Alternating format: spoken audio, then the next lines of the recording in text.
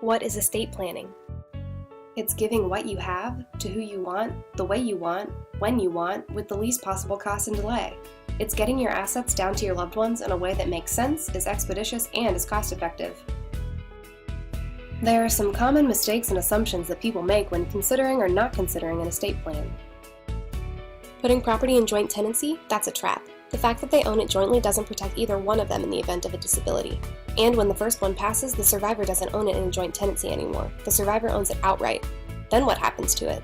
Joint tenancy does have its uses, but they're very limited. It is not a cheap or effective way to do estate planning. Wills are generally ineffective. A will doesn't have any legal effect until someone has passed away. If you're alive but disabled, a will doesn't help you. That means a court could appoint an administrator of your assets if you can no longer administer those assets.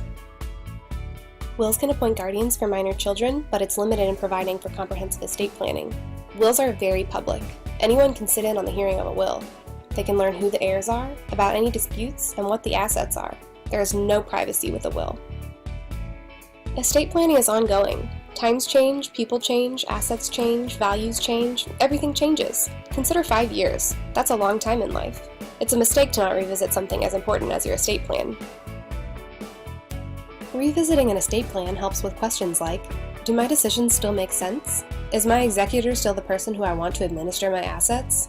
Am I still comfortable leaving various assets to the people designated? Are they still as responsible or irresponsible as they were when we did the original planning? What assets have been acquired in the past year? Are they properly titled? Are they managed in such a way that this estate plan will address them versus falling outside of documents that we've prepared? Life is very fluid and dynamic. Step back annually to make sure that your objectives are met.